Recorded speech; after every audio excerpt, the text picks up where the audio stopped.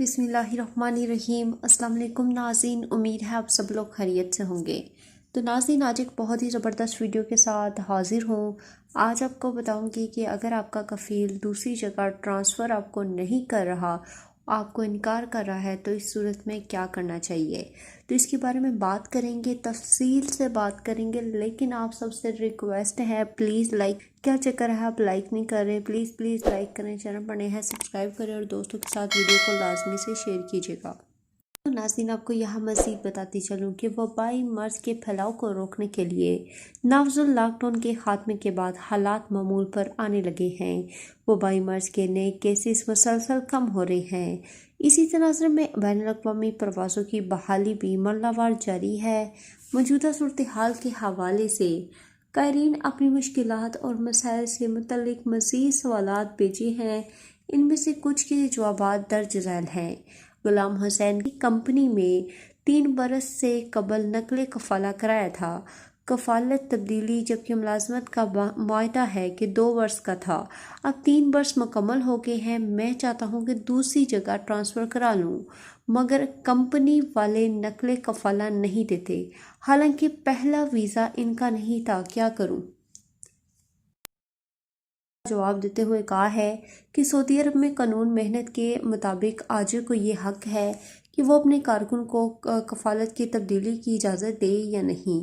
تاہم اس کے لیے ضروری ہے کہ کارکن جس ویزے پر ہو وہ ویزا آجر کا ہی ہو جس پر کارکن مملکت آیا تھا۔ اس صورت میں آجر اپنے کارکن کی خدمت اور ختم ہونے کے بعد ہی وہ اسے دوسری جگہ کام کرنے کے لیے ریلیز یعنی کفالت کی تبدیلی کی اجازت دینے یا نہ دینے کا مجاز ہوتا ہے۔ اس کے بنا آپ وہ دوسری جگہ کام نہیں کر سکتے۔ میں آپ کو کلیئر بتا دوں، جب تک آپ کو آپ جہاں کام کر رہے ہیں وہ جو کمپنی کا اونر ہے، کفیل ہے، مطلب آپ اس کی اجازت کے بنا وہ آپ دوسری جگہ پر کام نہیں کر سکتے۔ اگر وہ کہتا ہے کہ میں آپ کو نہیں اجازت دیتا تو آپ نہیں کر سکتے۔ اگر کارکن کسی دوسرے کے ویزے پر مملکت آتا ہے، جیسے کہ آپ کے کیس میں ہے، اسی صورت میں آجر کو یہ حق نہیں ہوتا کہ خدمات ختم ہونے کے بعد وہ کارکن کی رضامندی کے بغیر فائنل ایگزٹ یعنی خروج نہائی لگا دے۔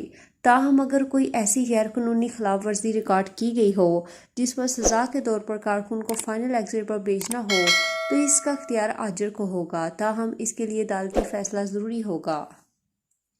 جیسا کہ آپ نے یہاں پہ کہا ہے کہ آپ کا جو معاہدہ تھا وہ 2 برس کا تھا، اب 3 سال ہو چکے ہیں۔ اس صورت میں آپ کو چاہیے کہ یا تو فوری طور پر معاہدے کی تجدید کرائے، اگر نہیں کرانی تو اس صورت میں لیبر کورٹ سے رجوع کریں، جس کے لیے آپ سفارتخانہ ریاض یا جدہ میں قونصلیٹ کے شعبہ ویلفیئر سے رجوع کر کے انہیں درخواست دے کر ان سے مدد طلب کر سکتے ہیں۔ ناظرین، یہ تھی آج کی ویڈیو۔ امید کرتی ہوں آپ کو ویڈیو اچھی لگی ہوگی۔ اگر ہماری ویڈیوز اچھی لگی ہیں تو لائک کریں، سبسکرائب کریں، دوستوں کے ساتھ لازمی سے شیئر کیجیے گا۔ اللہ حافظ۔